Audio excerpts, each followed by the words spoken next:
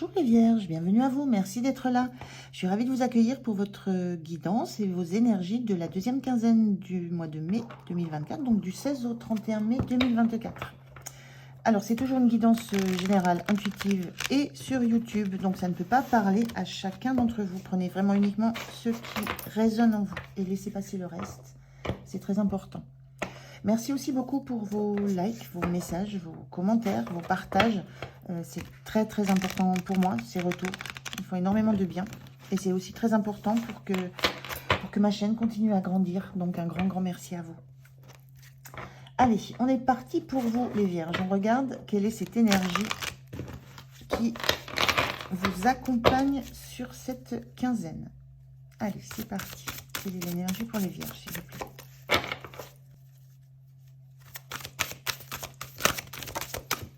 La voilà.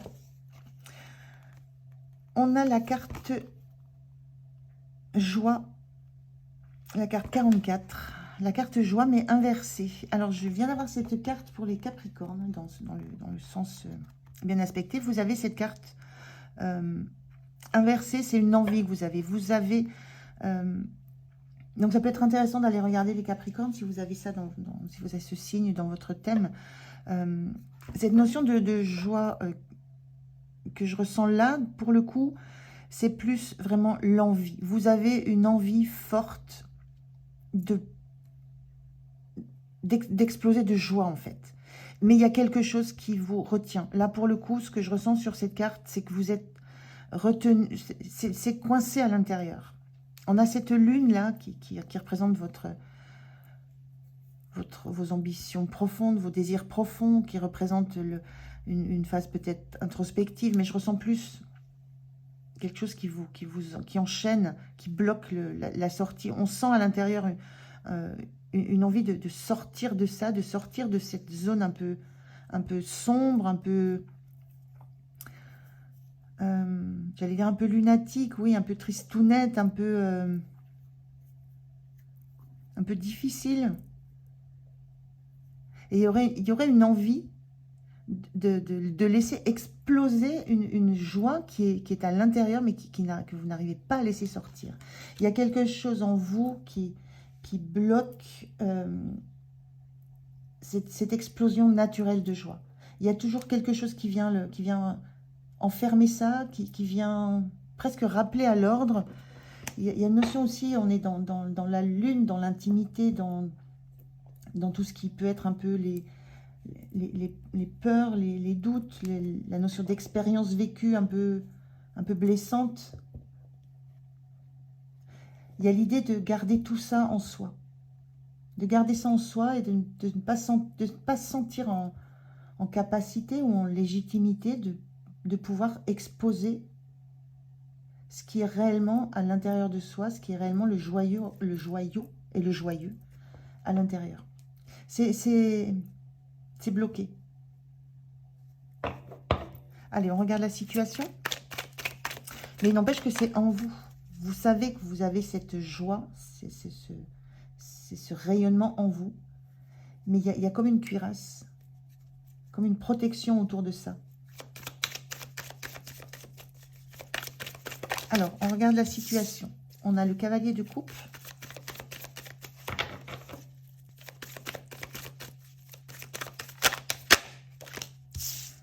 Le 2 de pentacle.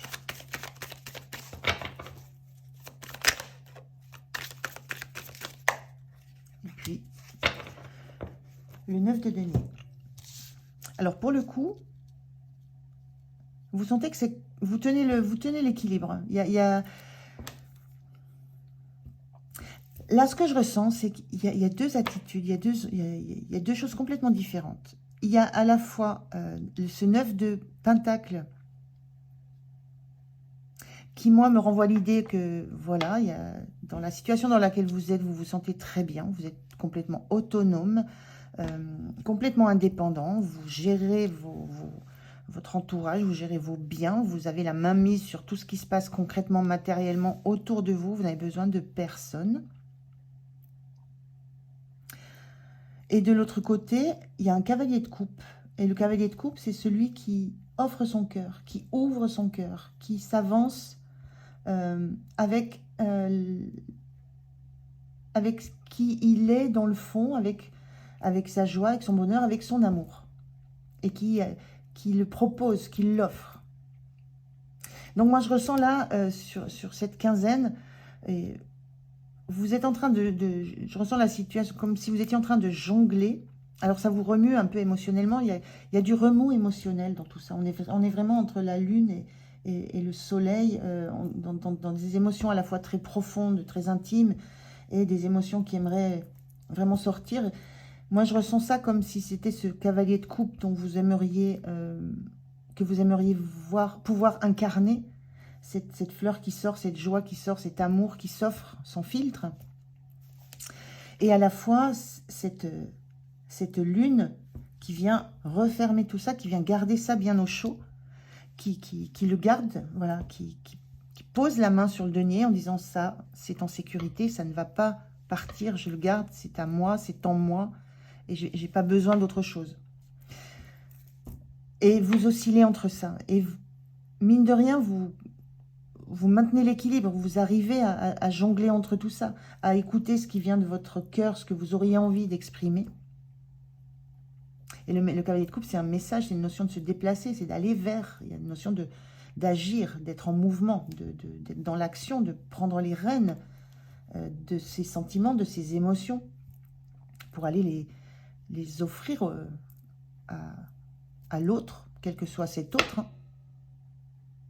Et vous jonglez entre cette envie et cette position de dire, en fait, je vais rester là où je suis, c'est stable, c'est riche, c'est abondant, j'ai tout ce qu'il me faut, j'ai pas besoin d'aller vers l'extérieur, je suis bien dans mon petit jardin avec tout ce que j'ai autour de moi. Mais émotionnellement, on a des vagues là-bas qui sont très très remuantes. Émotionnellement, c'est secouant. Donc, c'est un peu ce que je ressentais là, ce besoin d'exprimer de la joie et en même temps l'envie de garder tout ça en vous. C'est un petit peu cette énergie de la quinzaine. Et ça ressort vraiment dans ces énergies-là. Donc, vous jonglez entre ça. Et mine de rien, vous restez équilibré dans tout ça. Vous réussissez à maintenir l'équilibre, à y trouver une forme. Vous réussissez à y trouver une forme d'équilibre. C'est à la fois, ça vous nourrit cette sensation de vous dire presque si je voulais, je pourrais. Et ça vous suffit pour rester dans cet équilibre dans lequel vous jonglez. C'est très parlant et c'est très en phase avec cette carte-là. Alors, comment vous vous sentez? Même si, j'en ai déjà beaucoup parlé, mais si on parle d'une situation, il y a une situation qui va peut-être vous obliger à réfléchir à ça, qui va peut-être vous obliger à voir qu'émotionnellement, vous êtes un peu remué, et peut-être vous obliger à voir ce qui va relever d'un équilibre dans lequel vous vous sentirez bien. Mais il y a ces deux énergies. Alors, comment vous vous sentez? Quel est votre état d'esprit, les vierges? Les amoureux, encore là, on a une carte de choix. Hein. Là, c'est une carte où on choisit de jongler avec les deux. Les amoureux inversés. Les amoureux, ça parle pas d'amour au sens de l'amour du sentiment. Ça parle de l'amour universel, l'harmonie qu'on peut ressentir. Le choix que l'on fait de choisir l'harmonie plutôt que le déséquilibre. Et là, cette carte, elle est inversée, donc il y a encore... Vous sentez que vous êtes dans une phase où vous n'arrivez pas à choisir. Vous n'arrivez pas à vous décider. Vous n'arrivez pas à savoir. Moi, je ressens plus... Il y a une notion de choix, donc de ne pas réussir à se décider, mais vous n'arrivez pas à savoir ce qui sera le mieux pour vous, ce qui est le mieux. Et vous n'arrivez pas à envisager que le mieux, ça puisse être cette lune qui s'ouvre, mais qui reste protectrice, et à la fois cette fleur qui peut s'épanouir un peu plus. C'est tout ou rien. C'est où je donne tout de mon cœur, ou je ne donne absolument rien. Il y a du tout ou rien dans vos énergies. Et là, classiquement, c'est compliqué de choisir entre tout ou rien. Et vous êtes dans cet état d'esprit-là. Il y a une difficulté à envisager. C'est tantôt c'est comme ça, tantôt c'est comme ça. Mais vous avez du mal à envisager que ça puisse être que ça puisse se mélanger et bien fonctionner, cette notion de tempérance. Donc là, comment vous vous sentez dans cette difficulté à choisir, à envisager une harmonie, quelque chose qui pourrait être harmonieux dans tout ça. Et donc, c'est compliqué. On est dans ces mêmes énergies où vous jonglez. Vous ne savez pas quelle serait la meilleure solution parce que vous n'envisagez qu'un côté ou l'autre côté. Et pas le fait que ça puisse voilà, s'imbriquer l'un dans l'autre, être une fois l'un, une fois l'autre, mais que ça puisse comme ça se compléter, se complémentariser. Alors, on va voir ce qui peut être soutenant pour vous sur cette quinzaine. Et dans cet état d'esprit dans lequel vous êtes. Qu'est-ce qui peut être soutenant? La mort, la transformation. On a quand même deux arcanes majeures là, quand il s'agit de vous, enfin de vous plutôt dans le côté très très personnel. Là, on peut être dans une situation.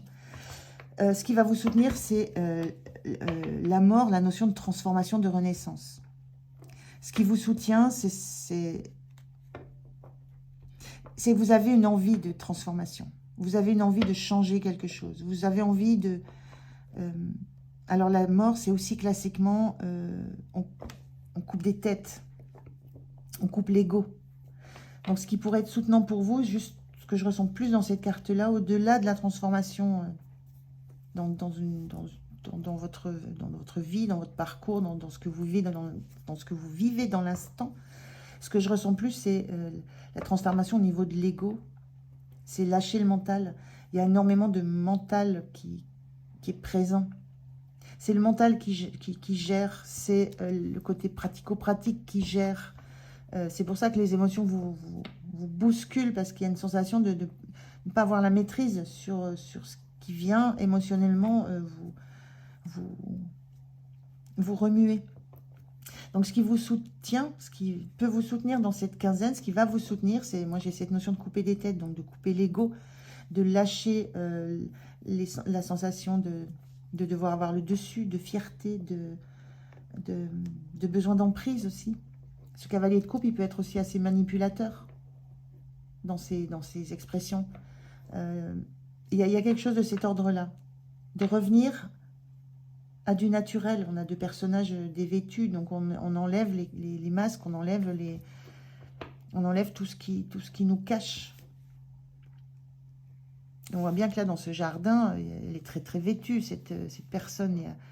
Il y a besoin de se cacher, de cacher la nature que vous avez. Et là, voilà, ce qui peut aider à revenir à quelque chose de beaucoup plus naturel, de beaucoup plus qui vous êtes, c'est de lâcher tout ce mental qui vient vous perturber, tout cet ego qui vous fait vous décaler, vous surprotéger, vous cacher à outrance. Donc il y a peut-être de ça, à réfléchir sur les pensées ou sur ce qui vous bloque. Le point de vigilance. Alors, le point de vigilance, le hiérophante. Le hiérophante, c'est le sage. C'est celui vers qui on se tourne pour avoir des clés, des informations, des solutions, parce qu'il a l'expérience. Le point de vigilance, c'est... Alors, ça va être cash, mais ne croyez pas tout savoir. Ne croyez pas tout comprendre. Ne pensez pas avoir la science infuse. Et c'est un peu ça, hein, l'ego. Hein, ce qui va vous aider, c'est de lâcher cette perception, ce besoin de vous sentir en sécurité en imaginant ou en pensant ou en étant convaincu que vous êtes le plus sachant dans la situation.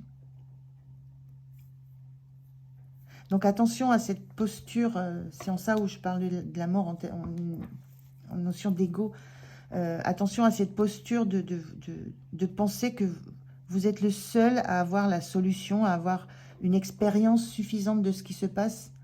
Il y a cette idée d'avoir peut-être besoin de vous appuyer sur quelqu'un, besoin d'aller chercher du soutien chez quelqu'un.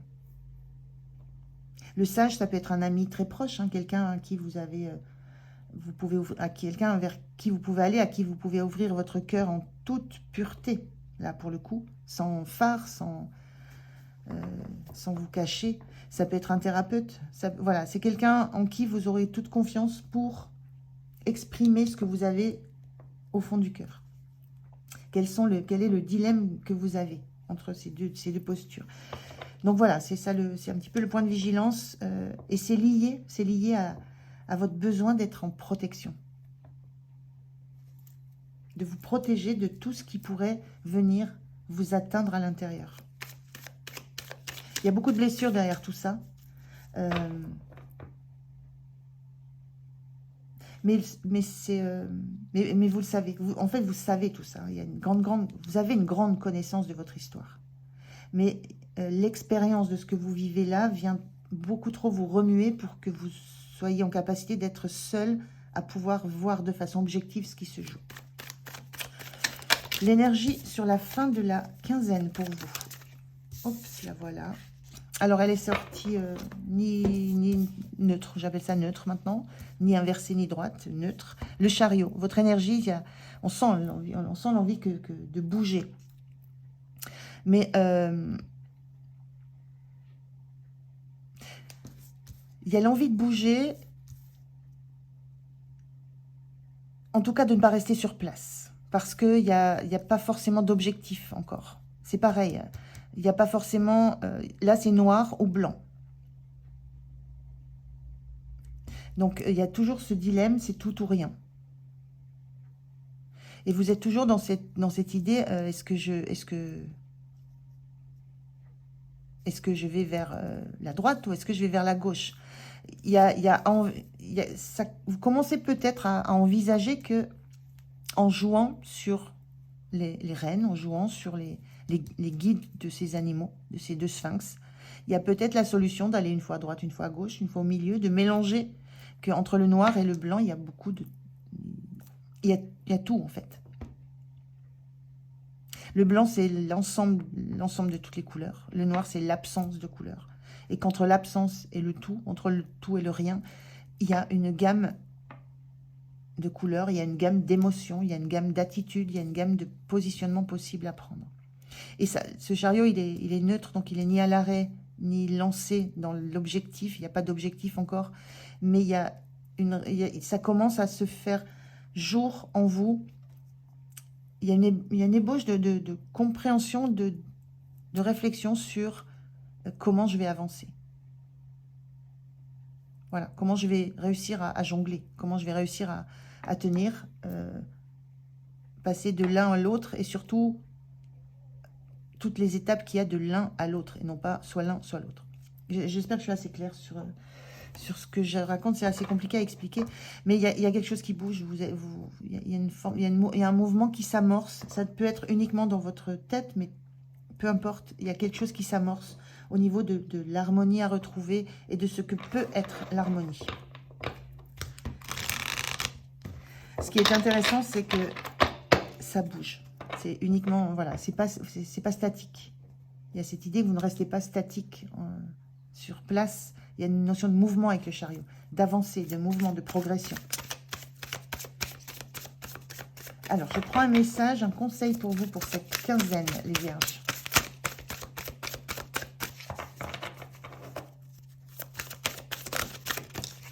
Le voilà. Moi, ce que je voulais dire, c'est qu'il y a quand même... Quand on parle de choix et d'équilibre à tenir, c'est que vous avez quand même autour de vous matière à être dans la joie, matière à être dans l'assurance matérielle. Il y a de quoi autour de vous. Voilà. Il y a pas vous n'êtes pas isolé. Il y a autour de vous matière à vous sentir dans toutes ces émotions que j'ai évoquées. Alors, on a la gratitude. La gratitude est votre formule magique pour attirer la prospérité et la réussite. La gratitude, c'est dire merci. La reconnaissance de chaque moment heureux que vous vivez. Et ça passe par le fait d'être dans la reconnaissance, justement, qu'un moment que vous venez de vivre est un moment heureux. C'est la reconnaissance du bonheur. Reconnaître ce qui vous a fait du bien. et dire merci, tout simplement pour ce moment, cette sensation, ce sentiment que vous avez ressenti. C'est déjà apprendre à reconnaître tout ce qui vous rend heureux autour de vous. La conscience de ce moment, de ce bonheur que vous ressentez, de cette joie, lui laisser l'occasion de s'exprimer en vous, de la reconnaître et de dire merci. C'est très très beau, voilà ce message, les Vierges, voilà pour vous. J'en ai terminé avec votre guidance, j'étais ravie de la faire, vraiment. Merci de m'avoir écouté. Je vous souhaite une belle quinzaine. Prenez soin de vous. Je vous dis à tout bientôt. Au revoir.